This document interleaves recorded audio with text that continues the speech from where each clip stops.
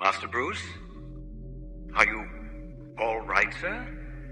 I'm tired, Alfred. Well, I shouldn't wonder. You've taken no meals today. I can't recall when you last slept. A weary body can be dealt with, but a weary spirit, that's something else. Sometimes, old friend, I wonder if I'm really doing any good out there. How can you doubt it? The lives you've saved, the criminals you've brought to justice.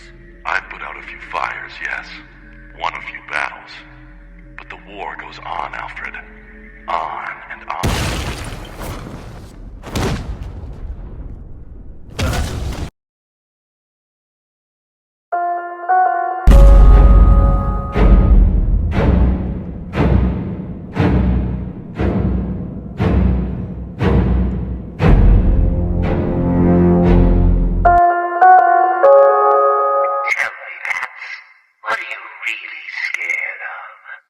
The world's greatest detective, the face of DC, a symbol of hope to Gotham, a force of fear to criminals. Gotham itself is home to your usual criminals, thugs, robbers, murderers, gangs. Above that are the real monsters that lurk through Gotham. Of course. Likewise. You got it. Same here. You'd think one of us would have got him by now. I've come the closest. Are you kidding? I was the one who nearly... Nobody's come closer to snuffing the Batman than me. In your dreams. Get out of my face. The fact of the matter is we each have an almost Gotham Batman story. I know mine's the best, but let's hear yours anyway. Arkham Asylum, the place that houses all Batman's rogues. Similar to Gotham, Arkham Asylum itself feels like its own character. When you step into the asylum, you go into a whole new world. An atmosphere that makes you feel unnerved, on guard. While all places, Gotham, Arkham City, are bigger and have more detail, Arkham Asylum is simple but effective. Batman being one man walking into a location full of psychopaths, killers, monsters, any creepy sign of history itself. The asylum itself is very big, with feeling like a maze at times. A place that you have to work your way through if you want to escape, or possibly stay alive. It's not just the criminals you have to be wary of, but the so-called guards and nurses ain't so innocent. The asylum itself feels almost alive, making you feel watched and not giving you a moment to breathe, knowing that there could be a psycho around the corner. I will find you. Rip your flesh like paper. Eerie, gothic decay, the sense of dread, isolation. Everything is working against you. The asylum makes for such an iconic place in Batman's world. It's an amazing staple in Batman media in general. 2009's Arkham Asylum being one of the top definitive examples. The episode Trial from the animated series. A very famous episode where Batman is taken hostage in the asylum in order to stand for a twisted courtroom defense with all the villains in control, and Joker being judge jury. Look at us. We're all freaks and monsters. And who made us this way? Batman! This episode to me displays that Arkham Asylum by itself can make for one great horror movie or show. So many villains in one area to make for an unnerving fright.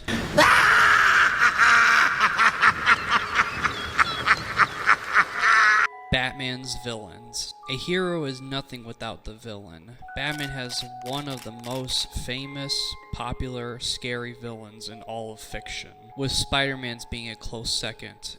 And while I love Spider-Man's world of villains, what pushes Batman's rogues up closer is just how much horror there is placed. Horror is the word to best describe the spot these characters roam in, and I love it. And while I'm not saying it's the only area it works in, it's a heavy aspect. Even Batman himself is chilling. I've waited a long time for this, Bats. Let's start the party with a bang. The most obvious villain to start, the Prince of Crime, the comedian, the Joker, the opposite of Batman, a being with an explosive personality, a need for an audience, to take full control in order to set up and make a nice, simple gag, at least in his view of the world. I just wanted to bring down your grim facade and for once let you see the world as I see it. Giggly in a corner and bleeding. But you've denied me even that. I have nothing to live for. Joker is scary for many reasons. His appearance, his unpredictable actions, his scary, powerful will to laugh through pain. What's really scary and impressive for the most part, even if it does get ridiculous and they tend to overdo it, Joker doesn't have any powers. He's just a scary clown that tells bad jokes and is pretty intelligent. Yet he's able to cause so much chaos on a mass scale, being able to take control of the Justice League, or in the Injustice timeline where he broke Superman. I think the Joker, like Batman, is an example of a character that you really have to watch closely. People mention what if Superman goes evil, but what happens when Batman starts smiling? I got what you wanted. You did? Good. How did you smuggle it in? Actually, I don't want to know. So are you ready to stop that evil, murdering bat once and for all? Of course I am. He needs to pay for what he's done to you. Give it here then, quickly.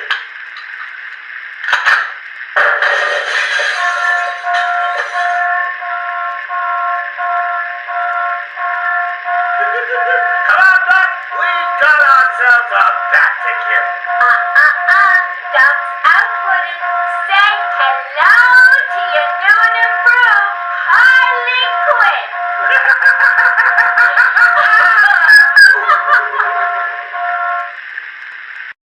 Ladies and gentlemen, boys and girls, the Circus of Strange is coming to a town near you.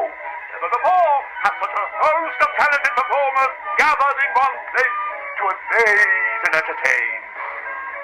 Be astounded by Big Top. Is it a man?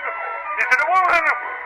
Who knows? But I guarantee it's the most gigantically grotesque assortment of flesh you have ever seen. Be dumbfounded by the acrobatic oddity that is science. Stare open-mouthed as these conjoined triplets who defy the limits of the human body and its imagination. And last but by no means least, be stunned and horrified by the combustible wonder that is Phosphorus Rex. Folks, you gotta see it to believe it. Come and join us, and you'll never look at the world the same way again. Then there's this. It's a strange one. Body turned up.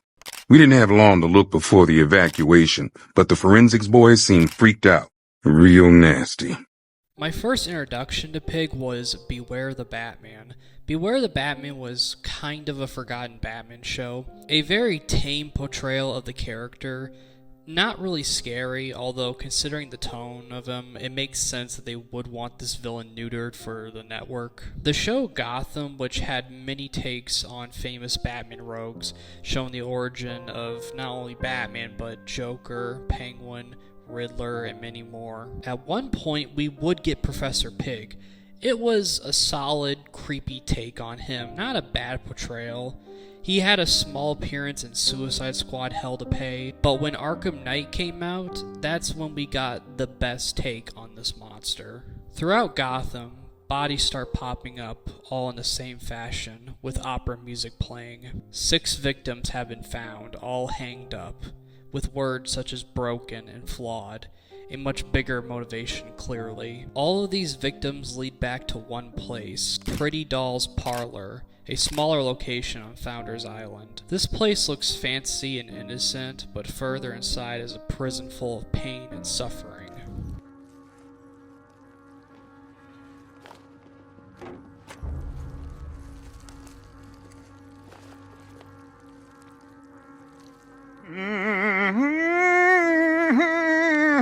You're done here, Valentine. Let them go. Oh, no. Pig not ready yet. She's all unique and wrong. All messed up, inside out. Pig, make her better. Pig make all of us better. It's over. But Pig can fix you too. Make you perfect, like the others. You're insane. And what are you? I'm here to stop you.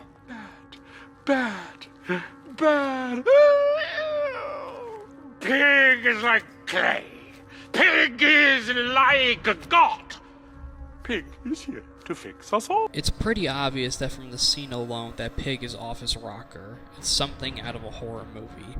And it gets worse. The victims that he's torturing were turned into things called Dolatrons, which seem to be immune to pain and follow his commands. It's pretty sad and disturbing considering that these were innocent people that had their humanity ripped and tortured, scarred mentally and physically. Pig doesn't really get that big of a spotlight. Debatably, he might be a more twisted villain than the Joker. Me, I can do better. So much better. It could have been so perfect. Zsasz is a very underused but creepy villain. What makes him scary is that he is the most realistic villain that could actually exist. He's not funny or charming like the Joker, not even fashionable. He's just a creepy nutjob. Every time he kills someone, he leaves a mark on himself, and boy does he love the mark. I need to make the mark. It's all I have left. Taped patient evaluation 1. Patient name is Victor Zsasz. Diagnosed clinically insane after the murder of at least 20 women in the Gotham area. Hello, Victor. I'm Dr. Cassidy. Seeing as this is our first session, let's spend some time getting to know each other. I don't need to know you, Miss Cassidy. Everything is meaningless. Don't you think that's a very negative outlook on life, Victor? You've no doubt read my file. Yes, I have. It says you come from a wealthy family, that your parents died, and how you lost all the money gambling. And none of it matters. Why do you keep saying that, Victor? Because the only thing that does matter is the mark. Have you seen my work, Miss Cassidy? If you're referring to the marks on your... Of course I mean my tally marks.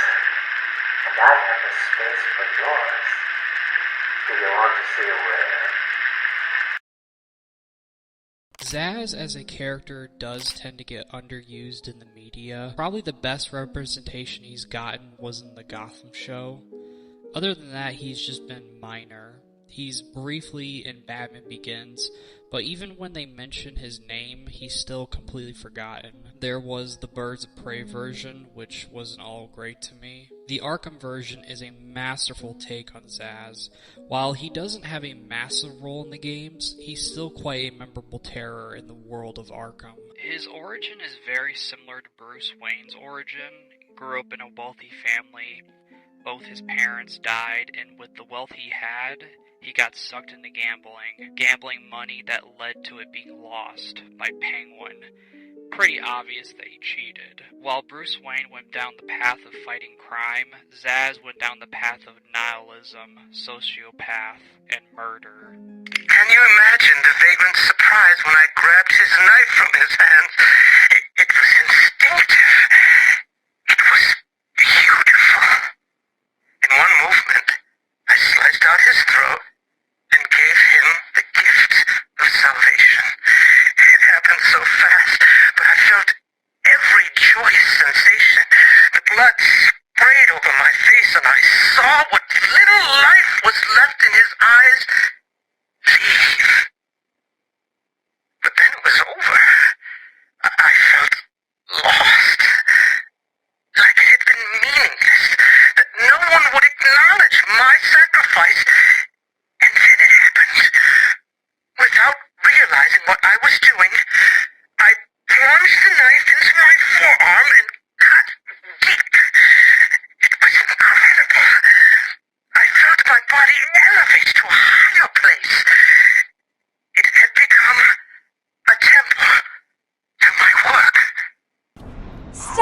Stop, Batman, please!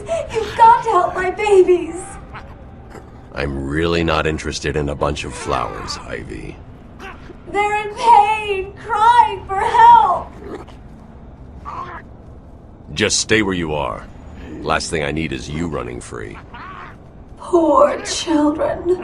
I'll save you. Now, Poison Ivy I actually think is a lot scarier than people give her credit for. The beautiful, seductive, nature-loving villain has gone from being a plant-themed character to someone that could be a threat on a mass scale, to the point where she could basically turn Superman against you. Her seductive kiss to control people is bad enough as it is, especially with the amount of simps in the world. She could take over an entire city, creating and using giant plant monsters. It doesn't really stop there. The animated series showed just how disturbing Poison Ivy can be with her obsession. In the episode House in a Garden, Batman, I don't doubt that I was your first and probably only suspect. Over the years, you and I have had a rather intense relationship. But that's all in the past. Believe me, I look back on what I was and I shudder. Locked away in Arkham with the obsessed and the insane, and me just as lost as any of them.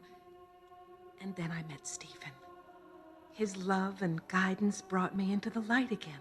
Batman is hoping that Ivy has moved on with her criminal past, married and has children, but of course that's not the case. Suspicious activity has roamed Gotham to the point where it seems Ivy is the suspect. It doesn't seem that way until, well, it does. Ivy has been creating a new set of plant weapons that create children. Mommy. No.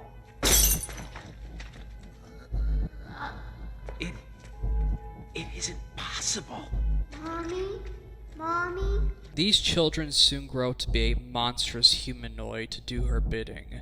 A highlight on body horror, she's creating monsters out of Resident Evil. In another episode, she does something similar, except she's gotten a bit better at hiding her plans in plain sight. This kind of shows you just how demented Ivy can be as a person.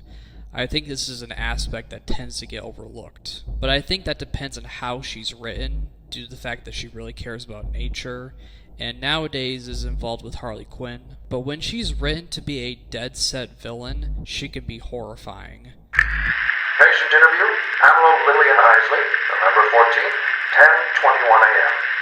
Hello, Pamela. Today I'd like to go back to something you said in our last conversation. Ask me anything you like. You said your first offer to help Gotham was rejected. How can you possibly believe that? Well, what do you mean? You released thousands of poisonous spores into Gotham, killed hundreds of people. How does that help anybody? I'm not interested in bodies, Doctor. Horrible fleshy sacks walking around destroying my poor babies with their greed and arrogance. But aren't you one of those fleshy sacks? Were a doctor too. How can you turn your back on us? Quite easily as it happens. But not you, Stephen. You're different. I feel we have a connection. Really? You do? Of course. You are not welcome here. I'm not here to fight you, Croc. Let me pass. Your scent is different. I smell death on you. I don't need to fight you, Batman. I just need to wait, and then I will feed on your corpse. Waylon Jones. Killer Croc. They say his mama didn't want him, flushed him into the sewers. All that toxic waste down here done turned him, made him strong. Is a formidable threat to anyone, especially when he's hungry. Jones was someone that was born with a condition that made him born with scales and turning him more reptilian-like. From the moment of birth, it was never easy for Waylon. Society treated him like a monster, and so in return he decided to become one. Committing crimes, robbing banks, to cold-blooded murder. Definitely one of the most physically imposing enemies, but also a tragic one. There have usually been two different types of betrayals of Jones. The sympathetic guy who wants to get his life back on track only to get punched down. The other is the horrific, terrifying, cannibalistic monster that lives in the sewers. Taped patient session 2. Patient name Waylon Jones, aka Killer Croc. So, is this the part where you try and reason with me? Find out why I did it, Doc. We're here to help you, Mr. Jones. You got a cure for me then, Doc? Can you make me normal? Normal is a poor choice of words. No one's really normal, are they? Figured as much. So, how about this, Doc? You let me go now, and I won't eat you. You don't really eat people. It's just an urban myth. Oh, you think? Keep believing that, Doc.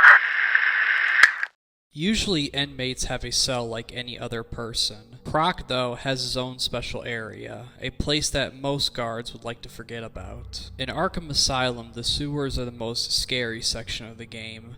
The entire area is a horror game in itself, a massive maze with only the platforms in the water, but even that can't save you, having to move slowly so you don't end up as food. While Croc in this game is smaller compared to Joker, Quinn, and Ivy, he still leaves a massive impact on the player. Now, Croc himself, by far one of his best designs, this giant, scaly beast. He's so massive that the elevator has a hard time moving. Instead of fighting him hand to hand, you could use a batarang to hit his shock collar, making your way through his lair collecting spores with Croc refusing to give up. As the games progress, the future isn't too kind to Waylon as his condition gets worse. In the events of Arkham Knight, he has become a full-blown animal, being experimented on and tortured. His whole appearance is just terrifying and monstrous. Jones may have gone down the road of crime. It's understandable why he became the animal that society viewed him as. Patient interview. Waylon Jones, aka Killer Croc.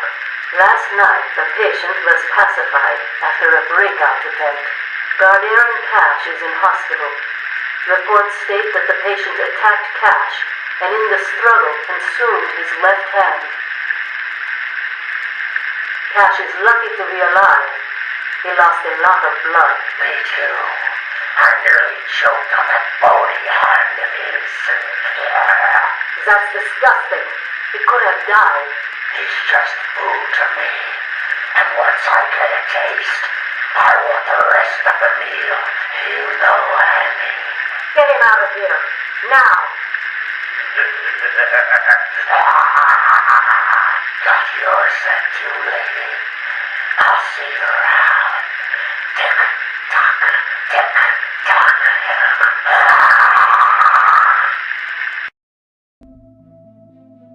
Killer Moth! Heard the legendary Penguin was recruiting. I'm here to throw in! Killer Moth is a bit of a joke character, but a fan favorite among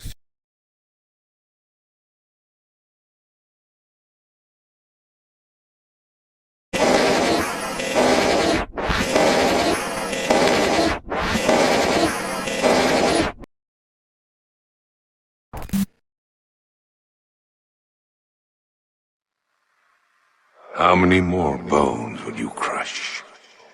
How many lives will you destroy in pursuit of what you call justice? You are the product of everything you fear. Violence, darkness, helplessness.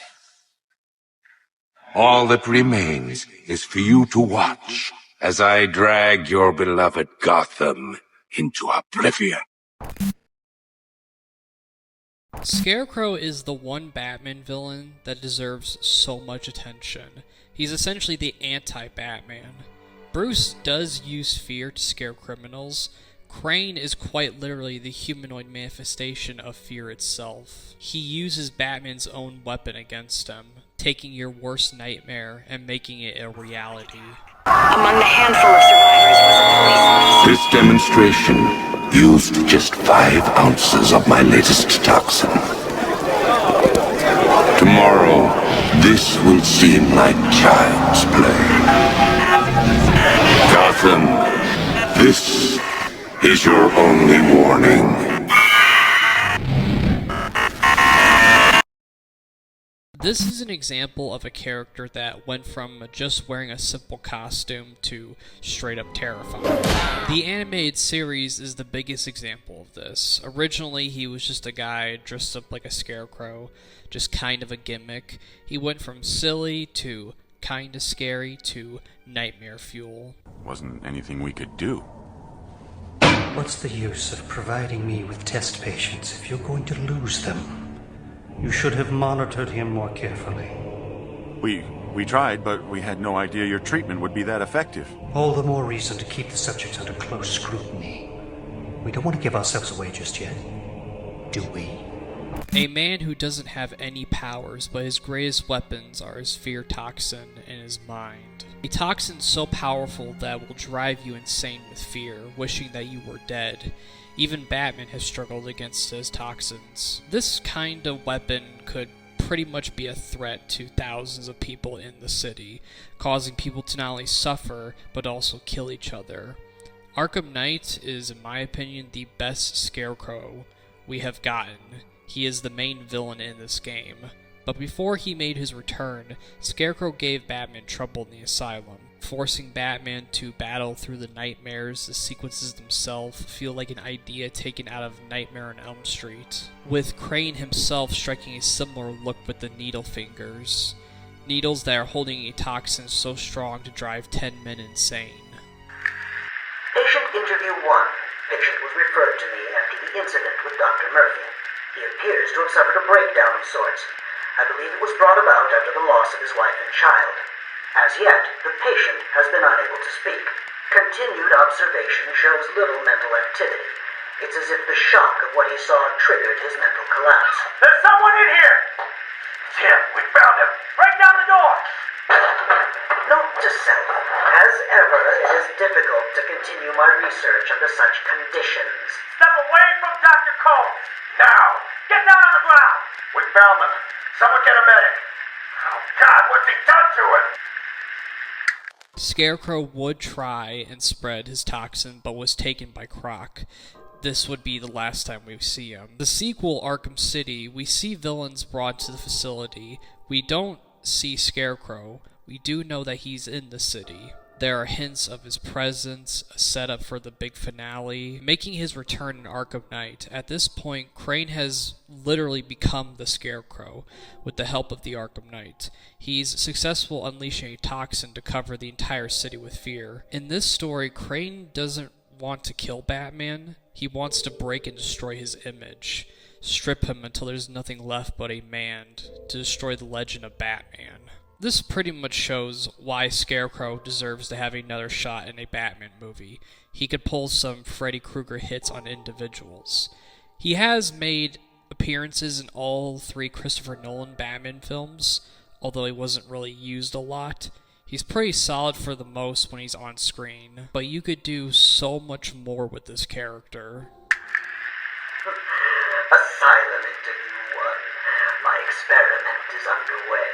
Working alone, I have created my ultimate fear gas. Its potency, a revelation. They're all over me! Please, Daddy. Don't do it! Give wood. I have pumped enough gas into the medical center to break 100 minds. It should only be a matter of time before... What? Give it up. Now! How are you still standing? How come it's not affecting you? Who says it's not? I knew it. What was it like? What have you seen? Officer Cash, get this formula to the air conditioning system now! You failed, Crane. Again. I've been working with Dr. Keller in creating an antidote to the toxins in your cologne. He fooled you, Crane. How does that make you feel? Threatened? Humiliated? Scared? Oh, Fred Majesty, Kalukale, the Batman's here. It's time to play. Jervis Tetch, aka the Mad Hatter. He's another example of someone that could exist in real life, although he kind of already is. A character that's used in small doses, although those small doses are used very well in Batman's mythos. Jervis was someone that was short, awkward, but also intelligent, with a side of delusion, his obsession being the story Alice in Wonderland, with him turning into the Mad Hatter. Like other characters, he started off as normal and lighter, but just got more and more deranged. Greetings and salutations, Batman. I am Jervis Tetch, inventor, entrepreneur, and part-time haberdasher. You must be wondering why it is I sought you out. Well, I have an employment opportunity I'd like to discuss with you. Help me! Please! If you can hear this, he's going to... Oh, don't mind Alice, poor dear. Her mind is all aflutter, and who can blame her after all she's been through? But I'll have her right as rain soon enough. Don't you worry about that. Jervis's main objective and target is Alice, the character/woman he kidnaps. In the animated series, he has a crush on Alice, his secretary, who was having troubles with her boyfriend, and he took advantage of this to try and woo and impress her, taking her out for the night while also displaying his tricks, his inventions that mind control people, forcing people to do his bidding or jump off a bridge. After this event, Alice got back with her partner, and this second half of the episode highlights the demented psychology of Jervis, a person that can't take no for an answer. He then kidnaps Alice and creates this fantasy land with other kidnapped people. This is only the tip of the iceberg. You came! How wonderful! It really is an honor to make your... Where's the girl? Whatever do you mean? Alice! Excellent. Then you know why you're here. What are you talking about? Oh, perhaps we don't see eye to eye after all. Let me remedy that. Tick-tock, watch the clock.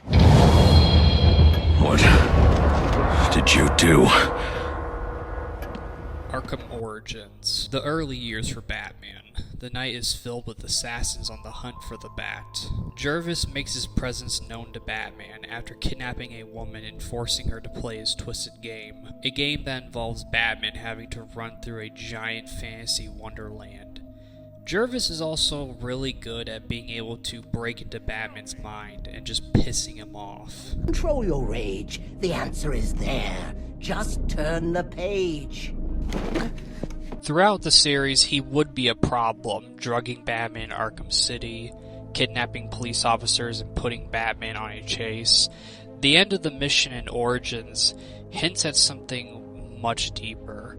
Jervis possibly did more than just kidnapped, possibly assault.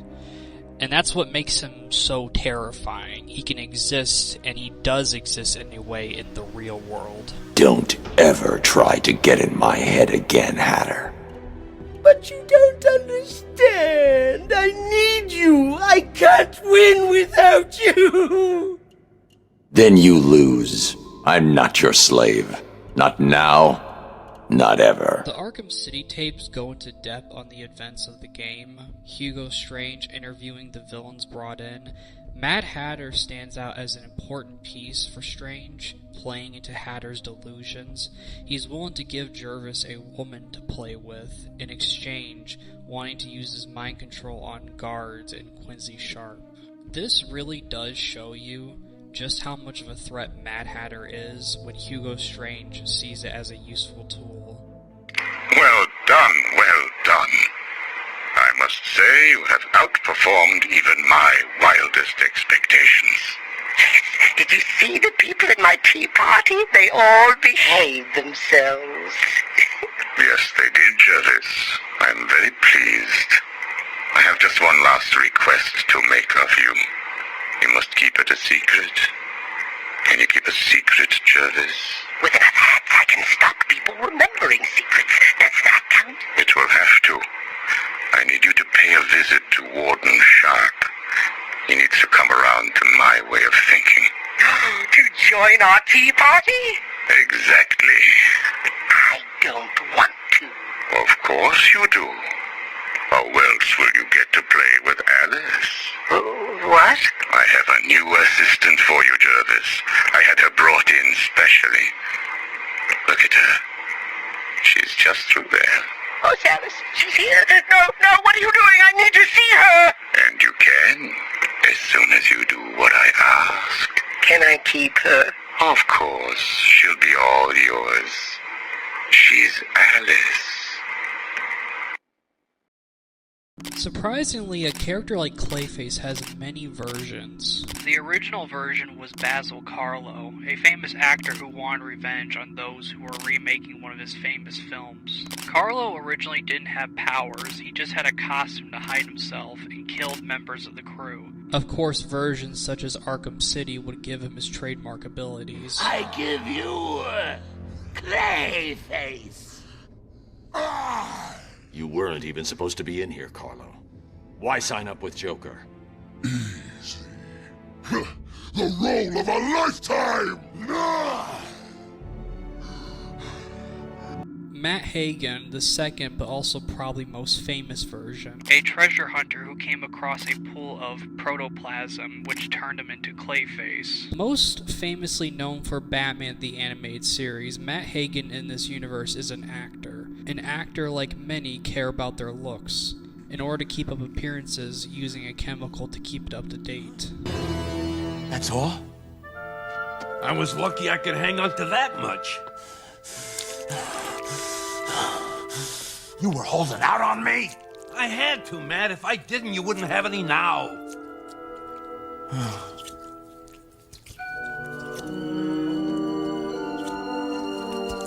You can't go on like this, Matt. You hurt all the time now. You're just my stand-in, Lupus. Nobody promoted you to nursemaid. It's practically an addiction. When he runs out, he needs more from the criminals that produce it. Sadly for him, he's outlived his usefulness, being turned into the Shapeshifter. The animated series not only displayed the power of Clayface, but also the realistic horrors of addiction and self-destruction.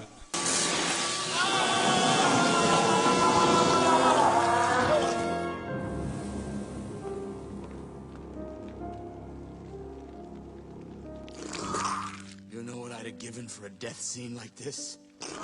Too bad I won't get to read the notices.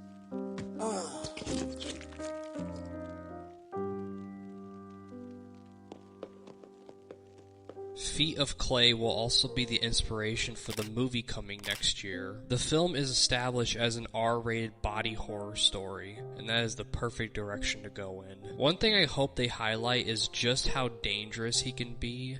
Creature Commandos is an example. I mean, a shapeshifter is scary in any scenario. That's a shapeshifter. Calls himself Clayface.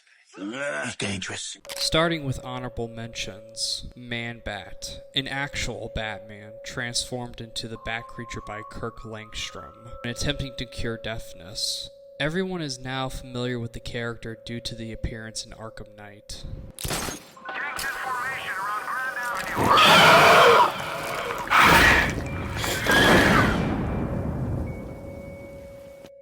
Calendar Man, once a silly villain to a creepy realistic evil killer. Well, well, Julian Day. What are you doing here? Catwoman? How very nice to see you here. Don't get too excited. There's no way I'm letting you free. Not after that Falcone mess.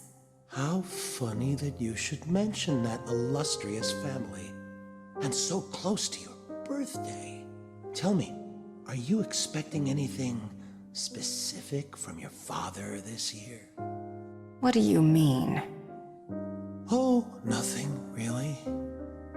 I'll be seeing you, kitty cat. This year or next. Don't be scared, Batman.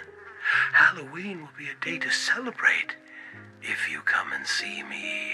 Mask of the Phantasm is considered by many to be the best Batman movie, which introduced a character that is a twisted take on Batman's role, an almost supernatural Grim Reaper that preys on criminals fueled by vengeance. Batman!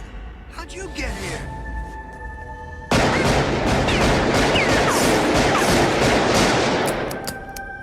Your angel of death awaits. You ain't the bat.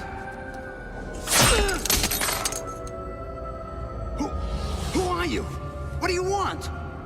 I want you, Chucky boy. Bane isn't scary in the sense like Scarecrow.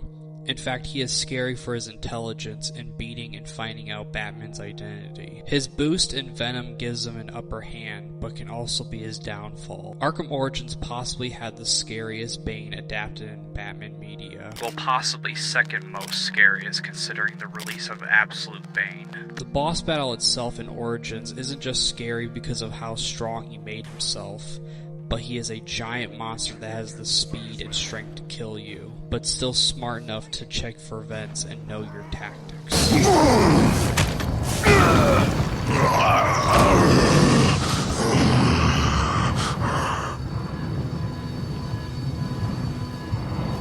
It's over, Alfred. I've defeated Bane.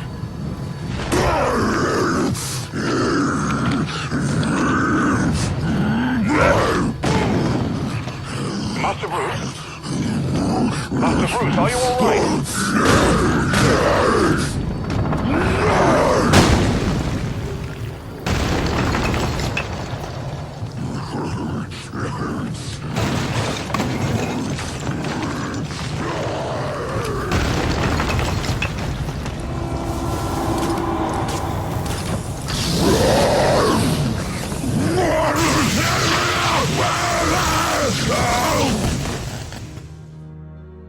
Master Bruce, stop! Master Bruce! Bruce! I will not in good conscience allow you to go! You're outmatched by these assassins. What? You're not some hardened vigilante. You're a young man with a trust fund and too much anger. You're in over your head and I don't want this to be your end. Alfred, who do you see when you look at me? The boy whose shoes you used to tie every morning? The teenager you drove to his first date? While you are here every night, I am out there. The only thing between the innocent and the predatory. Be. No, not may be. I am. When the mugger or the thief stops to think twice, that is fear. That is what I am. That is why they hired assassins, because I am the reason the criminals breathe easier when the sun rises. So no, Alfred, I am not in over my head. Tonight will not be my end, but it will be theirs. Batman himself is pretty scary, especially considering he's just a man in a suit. He's many things: a detective, skilled fighter, intelligent, a member of the League. But to criminals, he's the boogeyman. While most people see Batman as a hero striving to make Gotham better, in the early years of his career he was feared by both criminals and civilians, seen as a myth or creature of the night. Some are convinced that he isn't human, or rather a force of nature. To the audience, we know everything about Batman. But from the criminal's perspective, he's quite an enigma to many. Batman is viewed as this thing that could be around any corner, hiding in the shadows.